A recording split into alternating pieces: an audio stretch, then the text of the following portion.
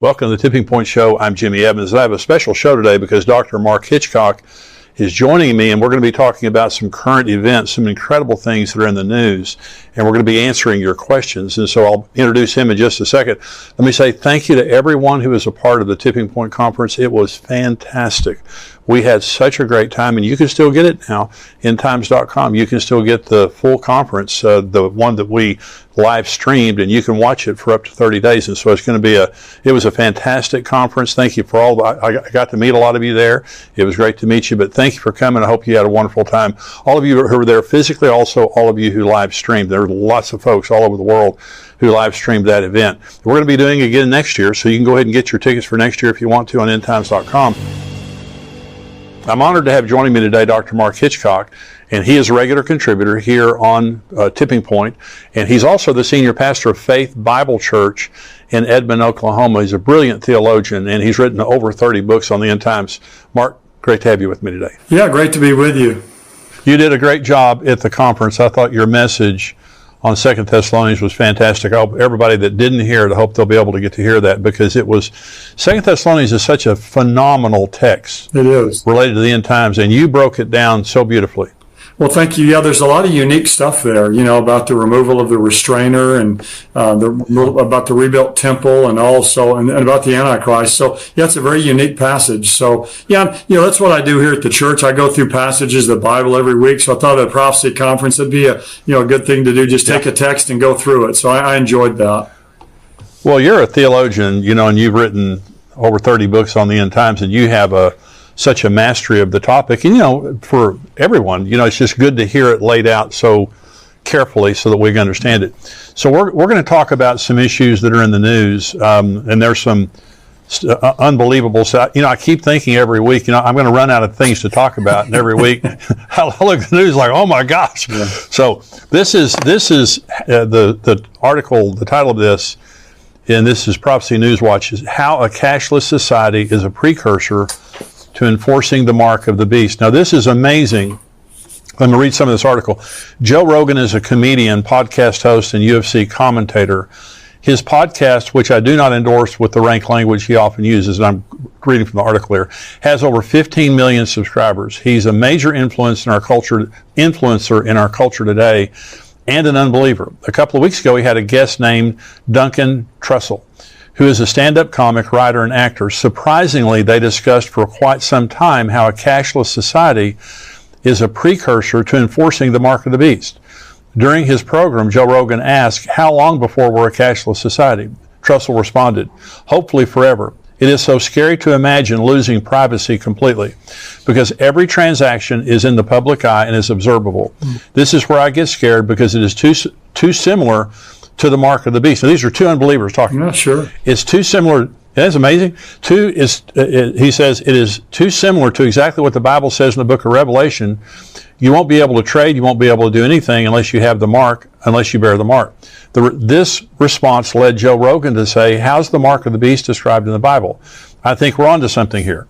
Rogan then pulled up the Bible and read from Revelation 13, a section that describes the coming false prophet, a kind of second in command or the lieutenant of the coming Antichrist, who is going to make an image to him.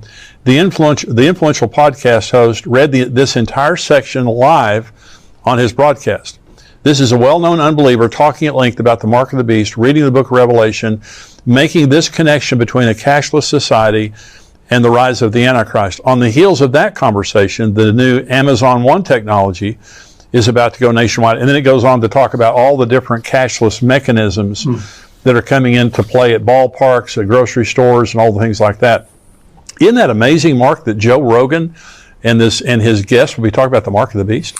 What is it? Just shows how there's just kind of this collective sense out there that people have that where this world's headed, and we're getting near closing time. I thought it was fascinating. I listened to that. I don't listen to Joe Rogan all the time, again, because of what the person said. A lot of his stuff's a little bit rank, but I listened to that, and one of the things I thought was fascinating is he even was trying to pronounce the Greek word charagma, which is the word for Mark.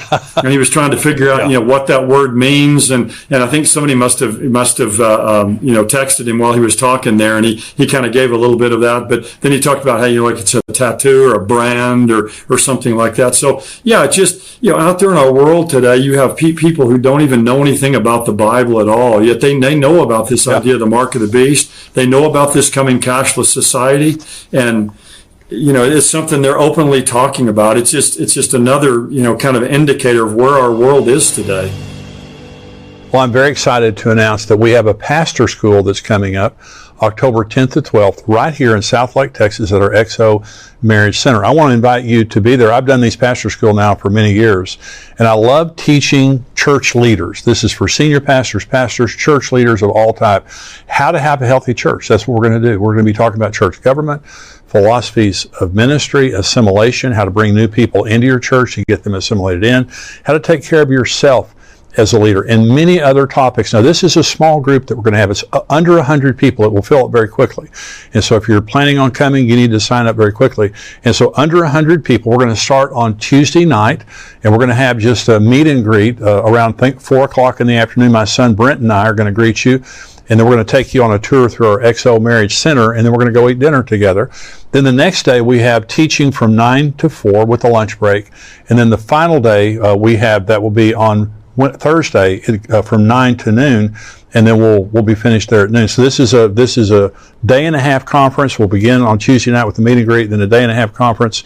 We're going to have a lot of sessions teaching. We're going to have a lot of Q&A. This is very interactive, so this is not all just teaching at you. There'll be teaching, but there'll also be a lot of Q&A and a lot of interaction, and that's why we're keeping the group small. So this is going to be beginning now on Tuesday, October 10th, October 11th, and October 12th through noon on October 12th. I want to see you there. If you're a church leader, you need to come and you need to sign up very quickly. You can go to pastorschool.com to sign up. It's $299 a person, but if you bring a group of 5 or more, it's $199 a person. You can bring your whole team. You can bring your whole crew if you want to, or you can come by yourself or just as a couple. And again, we've done this for many years, and churches are transformed. I've pastored for 30 years, if you don't know that. And the church that I pastored grew from 900 to over 10,000 during the time that I pastored, and it was a healthy church. Now, Pastor Jimmy Witcher, who's coming to teach at pastor school, he still pastors that same church, and is still a healthy, thriving church. We want to teach you how to do church. We want to teach you how you can succeed. We have a session on finances, leading through the finances of your church, how to be a financial leader at any level that you're at. So this is going to be a very practical time of teaching you the things that we know, and also answering your questions. If you have something that you're dealing with, come and you can ask a question, and we'll help you with right there where you're living. Pastor School coming up October 10th through 12th right here in Southlake, Texas at our XO Marriage Center here. I want you to be there. Go to pastorschool.com to sign up. God bless you. If you understand the implications of a cashless society, it's terrifying. Oh, yes. Because the COVID told us that, the dictatorial nature of much of the government. In fact, the world government today is dictatorial. The World Health Organization, the World Economic Forum, the United Nations, they want to dictate to us. And this is an article, and I think you've got one like it there. UN's vision of the future, one digital ID to rule us all. And I'm reading from the article now. The United Nations recently published 3 new policy briefs to provide more detail on certain proposals contained in our common agenda. The UN Secretary General's vision for the future of global cooperation that will be decided at the Summit of the Future in September 2024.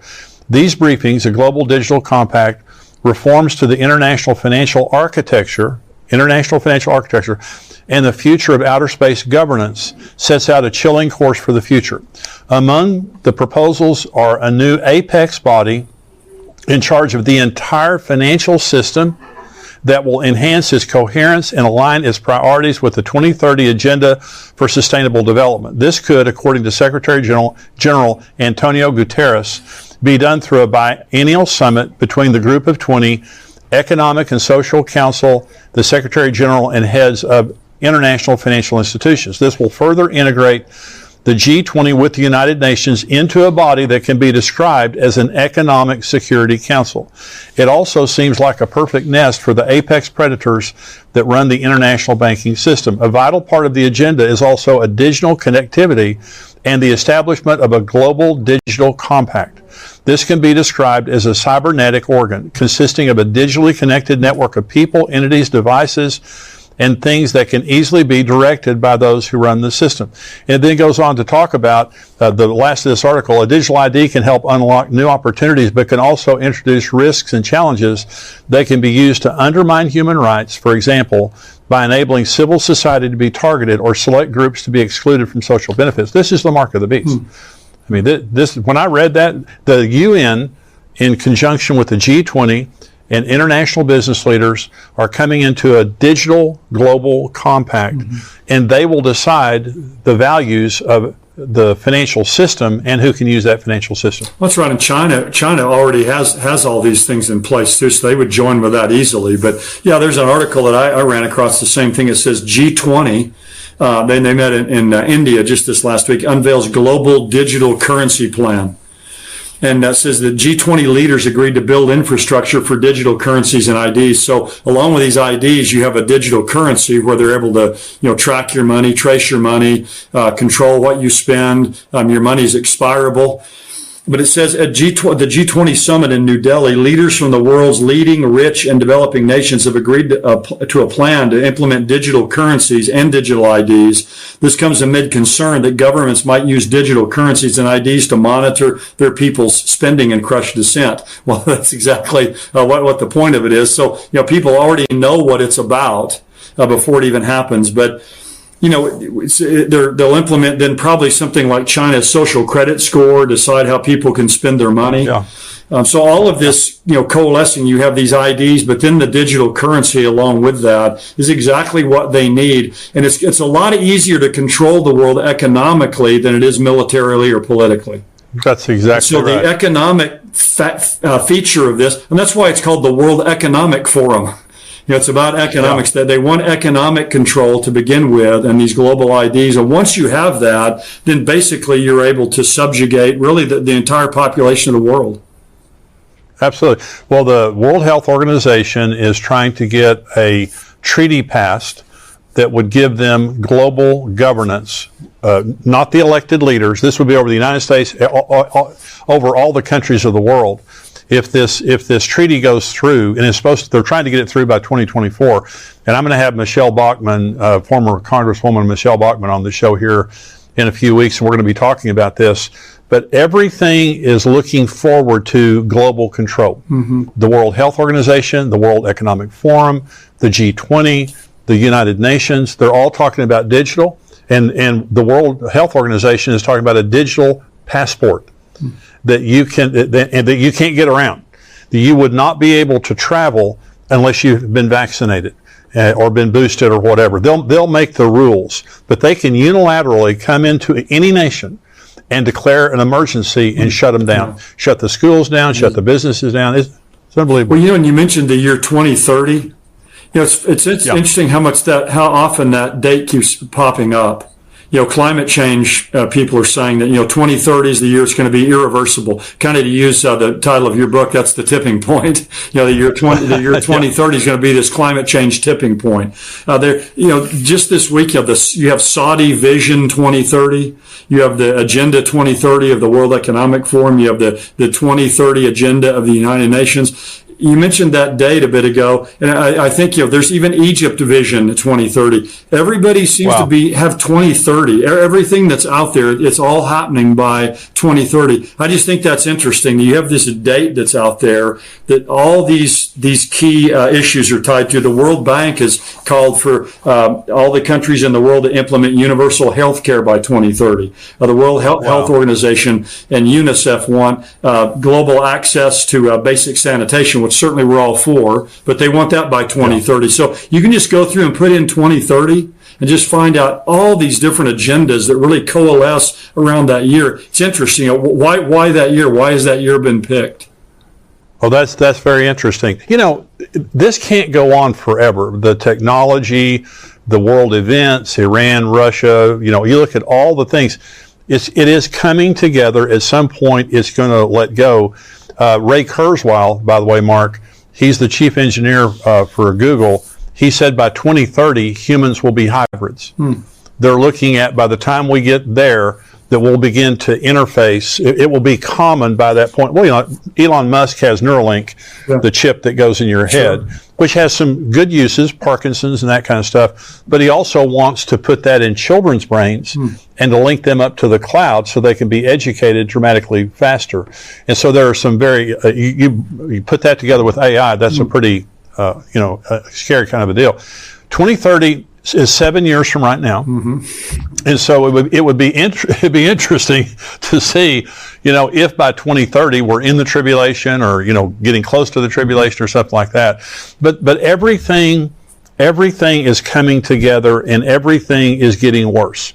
I don't see anything getting better, including the church. Right. Now, there are places, in Iran, for example, there's a revival in Iran, but you look at the church in America, we're struggling. We're losing members. Sure. People are turning away from God. Yeah, I thought it was interesting that the speech that opened the UN General Assembly this week, Antonio Guterres, who's the UN General Secretary, he opened the 78th session of the UN General Assembly, said the world is becoming unhinged as geopolitical tensions rise and the world seems incapable of coming together to respond to mounting global challenges. So, the world's becoming unhinged. Well, we see that, but the world's incapable of coming together to respond to these challenges. Well, one of these days after the rapture, the world is going to come together. And that's what they want. Exactly, and that's what they're seeking and desiring. And of course, it's going to happen under one man with all these IDs and central bank digital currencies and all this control. So I thought that was interesting. I mean, here this man is saying the world's unhinged. And that's exactly what we're saying. And that's kind of what Joe Rogan was saying as well in some ways. Yeah. Hey, thank you for joining me for Tipping Point today. If you want to see the entire podcast, go to endtimes.com, become a subscriber for $7 a month. We would love to have you be a part of our family, the Tipping Point family. And we have an entire community that comes together, prays for each other. They